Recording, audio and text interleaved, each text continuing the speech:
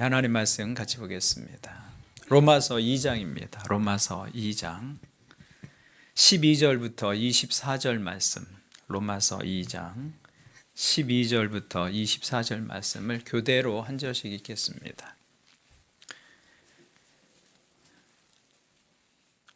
무릇 율법 없이 범죄한 자는 또한 율법 없이 망하고 무릇 율법이 있고 범죄한 자는 율법으로 말미암아 심판을 받으리라. 하나님 앞에서는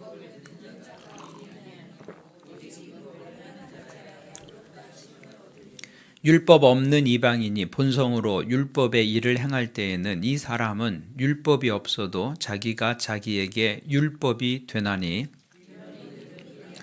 증거가 되어 그 생각들이 서로 혹은 고발하며 혹은 변명하여 그 마음에 새긴 율법의 행위를 나타내느니라. 곧 나의 복음에 이른 바와 같이 하나님이 예수 그리스도로 말미암아 사람들의 은밀한 것을 심판하시는 그날이라.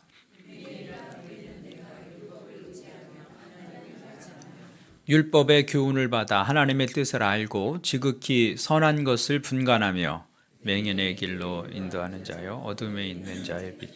율법에 있는 지식과 진리의 모본을 가진 자로서 어리석은 자의 교사요 어린아이의 선생이라고 스스로 믿으니 다른 사람을 가르치는 내가 네 자신은 가르치지 않으냐.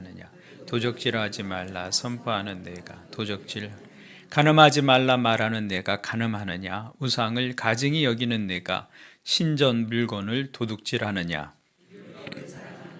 율법을 범함으로 하나님을 욕되게 같이 읽죠. 기록된 바와 같이 하나님의 이름이 너희 때문에 이방인 중에서 모욕을 받는도다. 아멘. 우리 옆에 분들과 인사하겠습니다. 하늘 복 많이 누리십시오.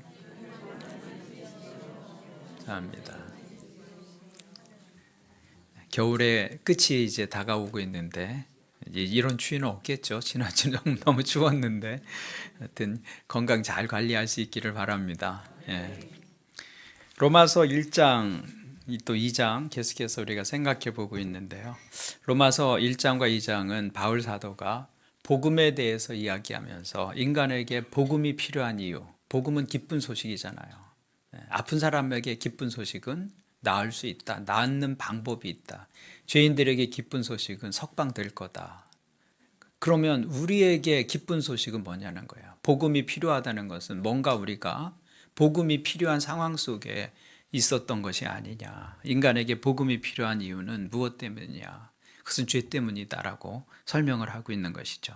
그래서 1장과 2장을 통해서 인간은 너나 없이 모두 다 죄인이다. 하나님의 은혜가 없다면 심판받고 멸망받을 죄인에 불과하다. 그래서 1장에서는 하나님을 자기 마음에 두기를 싫어하는 사람들, 그 본질적인 죄 때문에 야기되어지는 여러 가지 불의함에 대해서 이야기하고 있습니다. 그리고 지난주에 살펴보았던 2장 1절부터 12절에서는 자기를 스스로 도덕적으로 우월하다고 생각하는 사람들, 남보다는 낫지 이렇게 생각하는 사람들의 죄성에 대해서 생각해 봤습니다. 사람들끼리 볼 때는 어떤 사람들은 따라갈 수 없을 정도로 뛰어난 사람들이 있습니다. 도덕적으로도 그렇고 삶을 살아가는 삶의 어떤 모습 속에서도 도저히 우리와 비교가 안 되는 뛰어난 사람들이 있죠. 그런데 우리가 볼 때는 큰 차이가 나는 그런 불의함과 의로움의 그 차이도 하나님의 시각으로 보면 아무것도 아니라는 것이죠.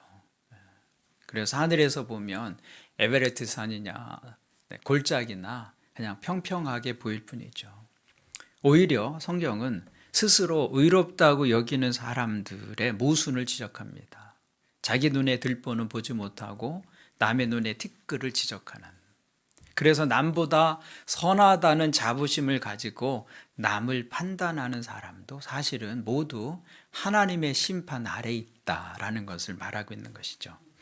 오늘 말씀에서는 양심을 따라 산다고 말하는 사람들과 율법을 가졌다고 말하는 사람들의 이야기입니다. 구원에 대해서 말할 때 사람들이 가지고 있는 의문 가운데 하나는 복음을 들어본 적이 없는 사람들을 믿지 않는다는 이유로 심판하는 것이 그게 옳은 일이냐? 그 부당한 거 아닙니까? 이렇게 말하는 사람들이 있어요. 복음을 들어본 적도 없는데 복음을 모른다고 심판하면 어떻게 그 심판이 공정하다고 말할 수 있겠느냐는 말입니다. 맞습니다. 그건 말이 되지 않아요.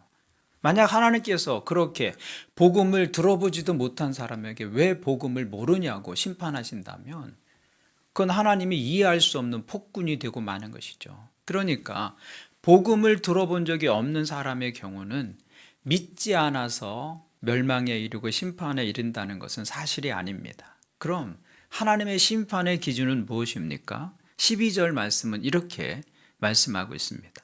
무릇 율법 없이 범죄한 자는 또한 율법 없이 망하고 무릇 율법이 있고 범죄한 자는 율법으로 말미암아 심판을 받으리라. 성경은 율법 없이 범죄한 사람은 율법 없이 망한다. 율법을 모르고 살았던 사람들을 하나님께서 율법을 기준으로 심판하지는 않는다는 말씀이에요. 그러니까 믿음이 뭔지 복음이 뭔지 모르고 살았던 사람들을 하나님께서 심판하실 때는 복음을 기준으로 심판하시지는 않는다고 말씀하고 있는 것이죠. 그러니까 이 사람들은 믿지 않아서 심판을 받는 것은 아닙니다. 그럼 무엇을 가지고 이 사람들은 심판을 받게 될까요? 14절 15절 보시면 이렇게 말씀합니다. 율법 없는 이방인이 본성으로 율법의 일을 행할 때에는 이 사람은 율법이 없어도 자기가 자기에게 율법이 되나니 이런 이들은 그 양심이 증거가 되어 그 생각들이 서로 혹은 고발하며 혹은 변명하며 그 마음에 새긴 율법의 행위를 나타내느니라. 하나님께서 율법 없는 사람들에게도 그 마음에 율법을 새겨 놓았다고 말씀합니다. 그것을 무엇이라고 부르죠?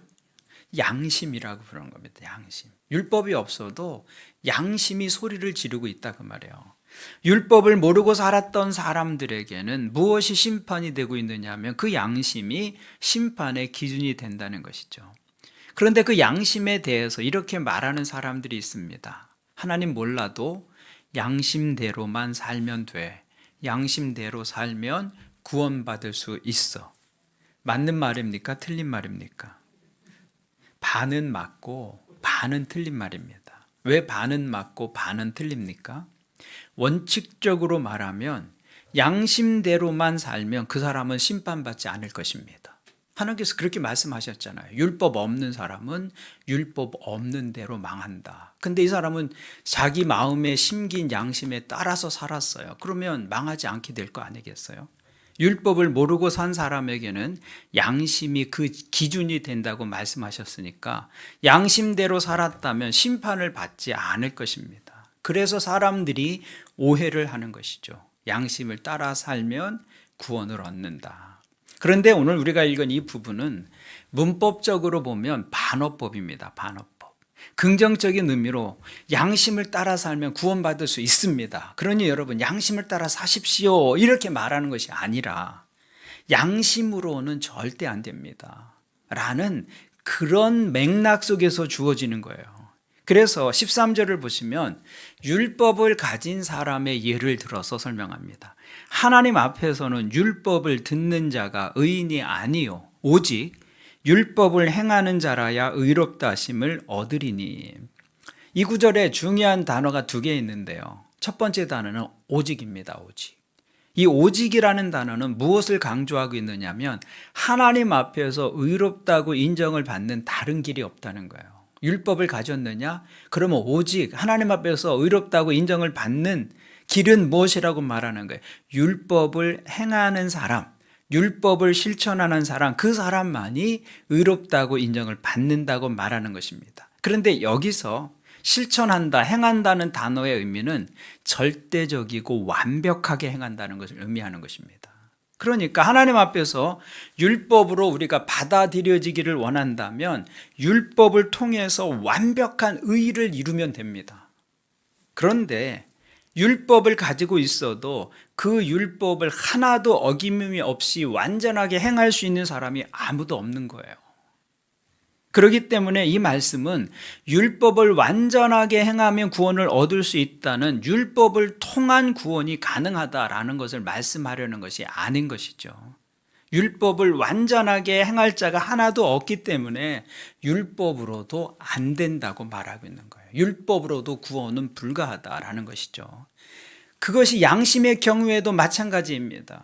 그러니까 12절부터 16절은 양심에 관해서 말하고 있는데, 이론적으로는 완벽하게 양심을 따라 하나님이 주신 그 양심의 기준을 따라 살면 심판에 이르지 않을 수 있지만, 그러나 그런 인간은 한 사람도 없다는 거예요. 율법을 하나도 어김이 없이 지킬 수 있는 사람이 없는 것처럼 양심에 조금도 어긋남이 없이 살 수 있는 사람 역시 아무도 없다는 거예요. 그걸 반어법적으로 강조하고 있는 것입니다. 그러니까 양심을 통한 구원은 가능하다, 불가능하다, 무엇입니까? 불가능하다라고 말하고 있는 것이죠. 양심을 따라 살면 구원을 얻는다는 말은 반은 맞고 반은 틀린 것이 아니라 사실은 틀린 말이 되는 것입니다. 그럴 수 없기 때문에 이것이 어디에서 증명이 되고 있느냐면 창세기에서 증명이 됩니다. 율법이 인간에게 처음 주어진 때는 언제입니까? 출애굽하고 나서 이스라엘 백성들이 시내산에 이르렀을 때 율법이 주어집니다. 그 전에는 율법이 없었어요. 하나님께서 마음에 심겨준 율법은 있었지만 성문화된 율법은 없었단 말이죠. 그러면 그 이전의 시대는 어떤 시대냐? 소위 말하는 양심의 시대다라고 말할 수 있죠. 그런데 율법이 없었던 그 양심의 시대에 자기의 힘으로 양심을 지켜서 구원받은 자가 있었는가? 성경의 기록을 보면 단 한 사람도 없다는 것이 성경의 증거입니다. 창세기 6장을 보시면 노아 시대 때에 세상이 타락해서 다 심판을 받습니다. 근데 다 심판을 받는 가운데 누가 구원을 받습니까? 누가 구원을 받죠? 노아의 가족이 구원을 받잖아요. 그런데 노아가 어떻게 구원을 받습니까? 스스로의 힘으로 구원을 받습니까? 양심의 거스림이 없어서 구원을 받나요? 아니에요. 창세기 6장 8절을 보시면 이렇게 말합니다. 그러나 노아는 여호와께 은혜를 입었더라. 양심의 시대에도 무엇이 구원의 근거가 되는 거예요? 하나님의 은혜, 하나님의 은혜. 그러니까 양심의 시대에도 그 양심으로 구원에 이른 사람은 없었다 그 말이죠. 하나님의 은혜만이 구원의 유일한 근거고 이유가 된다 그 말입니다. 아브라함을 보십시오. 아브라함도 율법이 없었던 시대에 살았던 분이죠. 아브라함도 양심의 시대의 사람이라고 말할 수 있어요. 그런데 그 아브라함이 믿음의 조상이 되었는데 그것은 아브라함이 스스로 양심을 따라서 철저하게 조금도 부족함이 없이 양심을 따라서 살았기 때문에 된 것인가? 아니라는 것이죠. 하나님께서 아브라함을 불러주시지 않았다면 그는 하란에서 다른 사람들과 동일하게 우상 숭배자로 인생을 마쳤을 것입니다. 하나님께서 그에게 은혜를 베풀어 주시고 하나님께서 그를 먼저 불러주셨기 때문에 그의 양심이 하나님을 향할 수도 있었고 믿음의 조상이 될 수도 있었습니다. 그래서 성경은 아무리 양심을 따라 사는 사람이라 할지라도 다 죄 아래에 있다라고 선언하는 것입니다. 양심으로 구원에 이를 수 없다는 것이죠. 양심으로도 불가능합니다. 또한 17절부터 보시면 자신들이 스스로 의롭다고 주장하는 또 다른 부류의 사람들이 있는데 이 사람들은 율법주의자들입니다. 17절부터 20절을 보면 율법주의자들의 특징을 기록하고 있어요. 17절을 보면 유대인이라 불리는 내가 율법을 의지하며 하나님을 자랑하며. 이 사람들은 무엇을 의지한다고요? 율법을 의지해요. 철저하게 율법을 따지며 살아갑니다. 유대인들이 얼마나 철저하게 율법을 따지는지 잘 알려진 사실입니다. 구약에 있는 율법이 613개로 찾아냅니다. 이 사람들이 구약에 있는 율법을 다 찾았어요. 613개입니다. 그 중에 248개는 뭐뭐 하라는 율법이고 365개는 뭐뭐 하지 말라는 율법이에요. 그렇게 율법 613개를 구분해서 그것을 달달달달 외우고 살아갑니다. 그리고 그 율법을 해석한 책이 탈무드라는 책인데 그 페이지가 12,000페이지에 해당됩니다. 613개의 율법을 해석해 놓은 페이지가 12,000페이지예요. 철저하게 하나님의 율법을 의지해서 살아가는 사람들입니다. 이 사람들은 17절의 마지막에 보면 하나님을 자랑한다 이렇게 말하고 있어요. 하나님을 자랑한다. 얼마나 유대인들이 하나님의 이름을 높이고 자랑했는지 우리 잘 압니다. 이 사람들은 하나님의 이름을 입에 담지 않았어요. 그렇게 높이고 살았어요. 서기관들이 성경을 필사할 때 여호와라는 이름이 나오면 붓을 새 것을 썼습니다. 그날 10번의 여호와의 이름이 나오면 10번의 새 붓을 가져다가 그 이름을 썼다고요. 성경을 읽다가 여호와라고 하는 하나님의 이름이 나오면 그 이름을 부르지 않았어요. 여호와라는 하나님의 이름을 부르는 것이 너무나 불경스러워서 여호와라는 이름 대신에 아도나이라고 불렀어요. 아도나이. 주님이라는 뜻이에요. 그러니까 여호와라고 써 있으면 여호와라고 읽지 않고 주님이라고 읽었단 말이에요. 그러다 보니까 하나님의 이름을 읽는 법을 잊어버립니다, 이 사람들이. 히브리어는 모음이 없어요. 자음만 있어요. 기역, 니은, 디귿, 니을 이것만 있지 아야, 어여, 오요가 없다 그 말이에요. 근데 그 자음만 보고 모음은 외워서 읽는 거예요. 그런데 읽질 않으니까, 읽는 사람이 없으니까 나중에는 글자는 아는데 읽을 수는 없는 거예요. 자음만 있으니까. 그래서 아도나이에 있는 모음을 가져다가 이 자음에 붙여갖고 여호와라고 부르게 된 거예요. 근데 나중에 그 여호와라기보다는 야훼가 본래의 발음에 가까울 것이다. 이제 그런 것들이 밝혀지긴 했지만 하나님의 이름을 어떻게 부르는지 모를 정도로 그들은 하나님의 이름을 높이고 자랑했다 그 말이죠. 그리고 18절을 보시면 율법의 교훈을 받아서 하나님의 뜻을 알고 지극히 선한 것을 분간하며, 그러니까 무슨 일을 할 때마다 하나님의 율법을 가지고 하나님의 뜻을 찾았고 율법을 선하게 분명한 기준으로 삼고 분간했다 그 말이에요. 그리고 19절을 보시면 맹인의 길을 인도하는 자여 어둠에 있는 자의 빛이요. 이들은 하나님의 말씀을 자기들만 가지고 있을 뿐만 아니라 다른 사람들을 가르쳐 주는데도 열심이었어요. 그래서 어두움 가운데 있는 사람을 빛으로 인도하는 말씀의 선생이라고 스스로 여길 정도로 말씀에, 율법에 열심인 사람들이었어요. 이 율법주의자들의 이 특징입니다. 이 사람들은 율법을 의지하고 율법을 가르치고 그 율법을 정말로 삶에서 높이고 자랑했던 사람이에요. 말씀의 끝마다 하나님의 말씀이 줄줄줄줄 나오는, 적어도 겉으로 보기에는 완벽한 그런 신자처럼 그렇게 보였다는 것이죠. 그런데 이렇게 완벽하게 보이는 이 사람들의 겉모습을 한꺼풀 벗겨내고 보니까 그 속의 모습이 어떠했는지 성경은 이렇게 기록하고 있습니다. 21절 22절입니다. 그러면 다른 사람을 가르치는 내가 내 자신은 가르치지 아니하느냐? 도둑질하지 말라 선포하는 내가 도둑질하느냐? 간음하지 말라 말하는 내가 간음하느냐?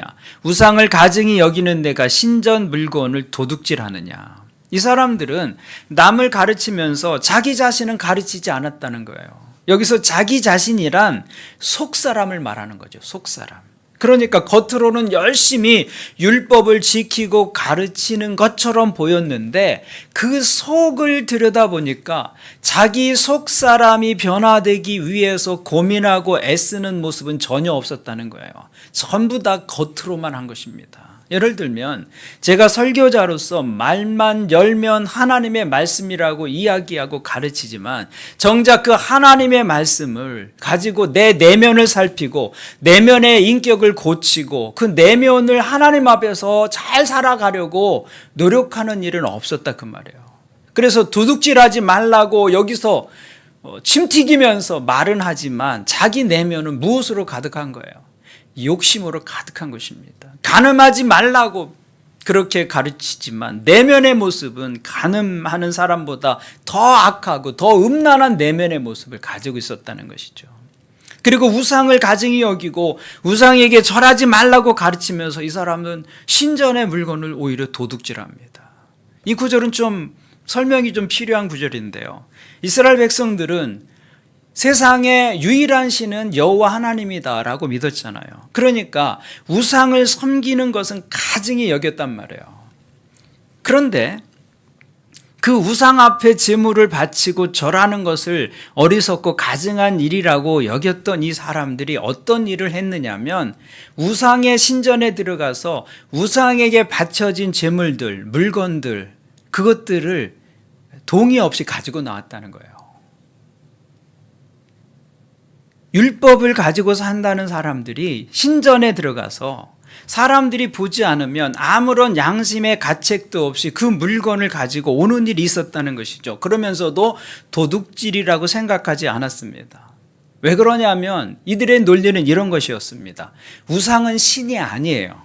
그냥 나무고 돌멩입니다. 그러니까 사람들이 아무리 돈을 바치고 좋은 예물을 그 앞에 갖다 놓아도 돌멩이나 나무는 신이 아니니까 그것을 가질 수가 없습니다. 그러니까 사람들이 갖다 바쳤지만 주인이 없는 물건이에요. 그 신은 그것을 가질 수 없으니까, 우상은. 주인이 없는 물건이니까 내가 가지고 올 수 있다는 논리예요. 내가 가지고 올 수 있다. 그래서 유대인들 중에는 신전의 물건을 가져다가 쓰기도 하고 시장에 내다 팔기도 하는 그런 일이 있었다는 거예요. 무엇이 문제입니까? 우상을 가증히 여긴다면 그 우상 앞에 바쳐졌던 물건도 가증히 여겨야 합니다. 그런데 그 우상은 가증히 여기면서 그 우상에 바쳐진 물건은 주인이 없으니까 내가 마음대로 취하겠다고 하는 것은 사실은 새겨진 우상은 가증히 여기면서 오히려 그 앞에 바쳐진 물질을 우상으로 섬기는 또 다른 우상 숭배가 되는 것이죠. 여러분, 예수 믿는 사람이 우상 앞에 절은 하지 않을 거예요. 그런 일은 없을 거예요. 나무를 보고 절은 하지 않습니다. 돌을 보고 우상 숭배는 하지 않아요. 그럴지라도 돈을 우상으로 삼고 살 수 있고 권력을 우상으로 삼고 살 수 있고 힘과 명예를 우상으로 섬기며 살 수 있다, 그 말이에요. 우상에게 절은 안 하지만 우상 앞에 놓인 물건을 아무도 동의하지 않는데 가지고 오면서 자기는 사실은 무엇을 우상으로 섬기고 있는 거예요. 그 물질을 우상으로 섬기고 있는 것이죠. 그런 일들이 유대인들 속에서 있었다는 것이죠. 그럴 수 없다고 말하는 것입니다. 그래서 결국 율법주의자들의 모습이 어떠한가? 23절, 24절을 보시면 이렇게 말씀합니다. 율법을 자랑하는 내가 율법을 범함으로 하나님을 욕되게 하느냐? 기록된 바와 같이 하나님의 이름이 너희 때문에 이방인 중에서 모독을 받는도다. 겉으로는 완벽한 하나님의 사람처럼 행동하는데 실제로는 그 사람들이 하나님의 영광을 가리고 하나님을 모독하는 행위를 하고 있다는 것입니다. 여러분, 누가 하나님을 욕먹입니까? 하나님을 안 믿는 사람이 하나님의 영광을 가리는 것이 아닙니다. 하나님과 관계없는 사람이 하나님을 욕먹이는 게 아니에요. 누가 교회를 욕먹게 합니까? 교회와 관계가 없는 불신자가 교회를 욕먹이는 것이 아닙니다. 교회와 관계 있는 사람, 그것도 아주 밀접한 관계를 맺고 있는 사람이 교회를 욕먹이는 것이죠. 하나님을 믿는다고 하면서 하나님 믿는 사람다운 속사람의 모습으로 살지 못할 때 그런 사람들이 하나님의 영광을 가리는 것이죠. 그것이 율법주의자들의 모습이었다는 것입니다. 그러니까 율법을 가진 사람들도 그 율법을 가진 것으로 하나님 앞에서 죄 없다고 할 수 없다는 것입니다. 그래서 율법 없는 사람은 율법 없는 대로, 율법이 있는 사람은 율법이 있는 대로 하나님의 심판 앞에 놓여 있다고 말씀하고 있는 것이죠. 그래서 로마서 2장의 결론을 보시면 28절, 29절입니다. 한번 같이 읽어볼까요? 시작. 무릇 표면적 유대인이 할례가 아니니라. 오직 이면적 유대인이 유대인이며 할례는 마음에 할지니 영에 있고 율법 조문에 있지 아니한 것이라. 그 칭찬이 사람에게서가 아니요 다만 하나님에게서니라. 결론이 무엇입니까? 결론은 너희가 거칠해 하지 말라는 거예요. 표면적 유대인이 유대인이 아니다. 내면적 유대인이 유대인이다. 표면적 할례가 할례가 아니고 내면의 할례, 그 마음의 할례가 진짜 할례다. 너희 속을 채우라는 거예요. 마음을 채우고 심령을 채우는 사람, 그 사람이 진짜로 하나님을 섬기는 사람이다라는 것이죠. 그러면 어떻게 그런 삶을 살 수 있느냐라는 거예요. 어떻게? 그 대답이 마지막 구절에 있습니다. 29절 맨 마지막을 보시면 그 칭찬이 사람에게서가 아니요 다만 하나님에게서니라. 하나님의 칭찬을 구하는 삶, 사람의 칭찬이 아니라 그것이 내면을 채우는 삶이고 마음의 중심으로 하나님을 섬기는 삶이다. 외식하는 사람들은 칭찬을 누구에게서 기대합니까? 그 칭찬이 사람에게서예요. 사람에게서. 사람의 칭찬을 구합니다. 그래서 뭐에 신경을 쓰는 거죠? 겉모습에 신경을 쓰는 것이죠. 겉모습을 다듬고 사람들의 시선을 의식합니다. 근데 속마음을 다듬는 데는 마음을 두지 않습니다. 왜냐하면 그럴 필요가 없기 때문에. 사람들은 속마음은 모르니까. 겉만 그럴싸하면 사람들에게는 얼마든지 존경과 칭찬을 얻어낼 수 있기 때문에. 그것이 외식과 위선의 본질입니다. 외식하는 사람의 관심은요, 날 좀 보세요. 날 좀 보소. 얘들아, 날 좀 봐라. 그거예요. 그거잖아요. 금식하는 이유, 자선을 베푸는 이유, 날 좀 봐, 날 좀 봐. 사람들이 관객인 거예요. 사람들이. 신앙생활을 사람들을 관객으로 두고 하는 것이죠. 그래서 사람들에게 잘 보이고 사람들에게 칭찬받으려고 잘못된 관객 앞에 서는 것입니다. 그런데 믿음은 하나님 앞에 서는 것이죠. 하나님 앞에. 무엇을 보시는 하나님? 중심을 보시는 하나님. 그러니까 겉도 잘 관리해야 하지만 그것보다 더 중요한 것은 우리 속마음을 보시는 하나님 앞에, 하나님이 나의 관객이다, 하나님이 내 삶을 바라보시기는 관객이다 라는 것을 잊지 않고 사는 것이 믿음입니다. 제가 캐나다에 잠깐 있었는데, 제가 다니던 캐나다 교회 이렇게 강단에 서면 저기 모니터 있는 밑에 이렇게 써 있어요. God is my audience. 하나님이 나의 청중이다. 이렇게 써 있어요. 그 설교를 할 때마다 그걸 보고 하는 거죠. 설교자가. 그게 중심으로 하나님을 섬기는 삶입니다. 관객이 누구냐, 관객이. 그래서 우리가 사람을 의식하는 것의 10분의 1만큼이라도 하나님을 의식한다면 우리 함부로 살지 못할 것입니다. 우리 삶이 굉장히 달라질 거예요. 그런데 하나님을 의식하지 않아요. 보이지 않기 때문에. 사람들이 뭐라고 하는 것에 대해서는 굉장히 민감하게 반응해요. 뭐라 그러는지. 귀가 막 이만큼 커지죠. 나한테 뭐라고 하는지. 그런데 내 속에 계신 주님께서 어떻게 생각하실지에 대해서는 그렇게 신경 쓰지 않아요. 다 알고 계시는데 하나님이. 그러면 그것이 외식이고 위선이 되는 것이죠. 그러므로 오늘 예배하는 여러분들은 겉을 꾸미는 것과 함께, 겉을 꾸미셔야 됩니다. 행동 잘 하셔야 돼요. 그러나 그와 함께 무엇이 필요한 것이죠? 내 관객은 하나님이시니까 중심을 보시는 그 하나님, 그분 앞에서 내 속을 채우는 것이죠. 마음을 채우고 심령을 채우는 것.